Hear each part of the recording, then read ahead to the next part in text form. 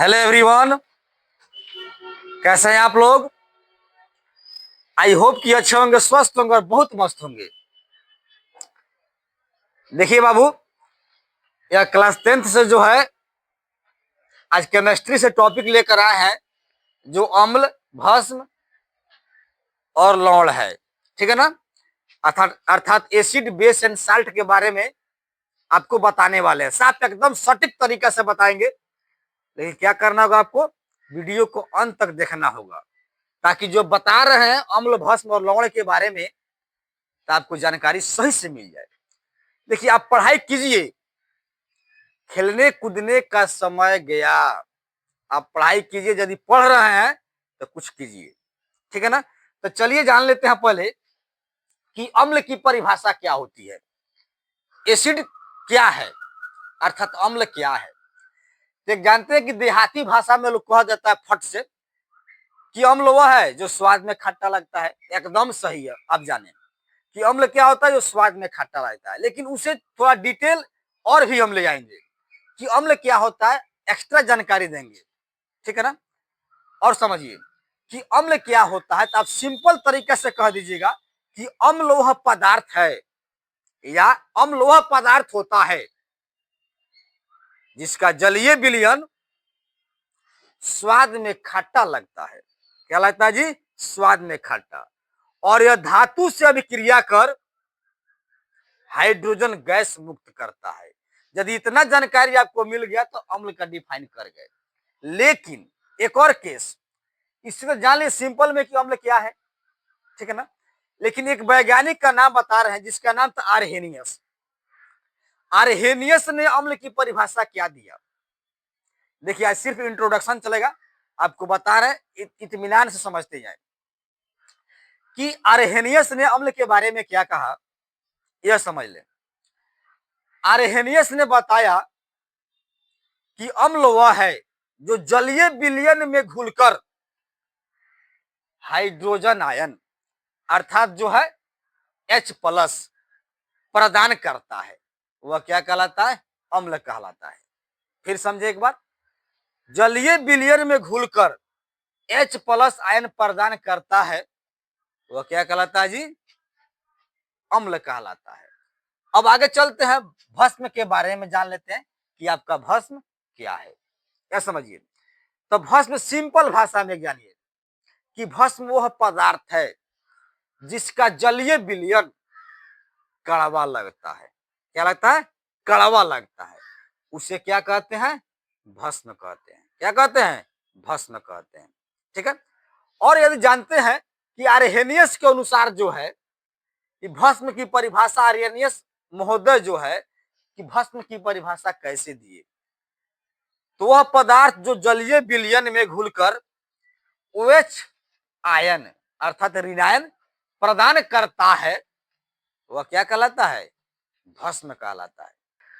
जैसे में अम्ल के लिए है एग्जाम्पल HCl, हाइड्रोक्लोरिक अम्ल होता है जो H+ आपको दिख रहा है। ठीक है ना। आर्हेनियस के अनुसार जो है हाइड्रोजन आयन आपको दिख गया, तो क्या हो जाएगा जी? अम्ल हो जाएंगे। लेकिन भस्म के लिए क्या होगा? वही बात है कि OH जो है NaOH, ये होता है सोडियम हाइड्रोक्साइड, जो OH आयन प्रदान करता है लेकिन माइनस में ऋणायन होता है, तो क्या हो जाएगा? ये भस्म हो जाएगा। तो सिंपल कह सकते हैं, जिसमें सिंगल H दिखाई दे, H पर प्लस है, क्या हो जाएगा? आपका जो है अम्ल हो जाएगा। NaOH अर्थात O के साथ H दिखाई देता है, तो क्या हो जाएगा? भस्म हो जाएगा। लेकिन तीसरा पॉइंट आपका जो है लेकर इसमें समझेंगे, लवण क्या होता है, साल्ट क्या है, समझिए। तो अम्ल और भस्म, अम्ल और भस्म जब अभिक्रिया करता है तो लवण बनाता है। ठीक है। और जल भी बना लेता है। समझेंगे। तो लवण का क्या है मतलब कि अम्ल और भस्म जब अभिक्रिया करेगा तो आपका लवण बनाएगा और साथ में जल दे देगा, जिसका नाम कहा है तो उदासीनीकरण अभिक्रिया भी कहते हैं। इस पर टॉपिक पर बात हो चुकी है, वीडियो अपलोड कर दिया गया है कि उदासीनीकरण अभिक्रिया क्या है। लेकिन साल्ट के लिए जानते हैं, लवण के लिए बात आती है तो अम्ल जब भस्म से अभिक्रिया करता है तो क्या बनाता है?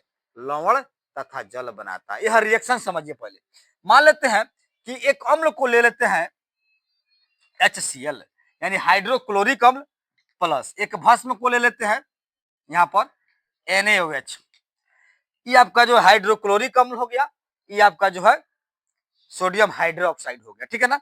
यह जब रिएक्शन करता है, जैसे में यहाँ पर लिख देते हैं, यह आपका अम्ल हो गया, ठीक है ना, यह आपका कौन सी हो गया, भस्म हो गया। यह जब रिएक्शन करता है, अभिक्रिया करता है, तो अभी बताएं क्या बनाता है, लवण बनाता है। अर्थात Cl जो है Na से अभिक्रिया कर जाएगा, ठीक है ना। अर्थात कैसे, ई प्लस होता है, यहाँ पर Cl पर माइनस चार्ज होता है, Na पर प्लस चार्ज होता है, OH पर माइनस चार्ज होता है, तो प्लस माइनस मिल गया, तो आपका NaCl कर गया। कौन सी कर गया, NaCl। समझते ना बाबू, पढ़ाई पर विशेष ध्यान दीजिए, क्योंकि यह बहुत इंपॉर्टेंट टॉपिक हो जाता है 10th के लिए, समझे ना। तो यहाँ पर NaCl हो गया, तो NaCl आपका क्या हो गया, लवण हो गया। कौन चीज हो गया, लवण बना लिया।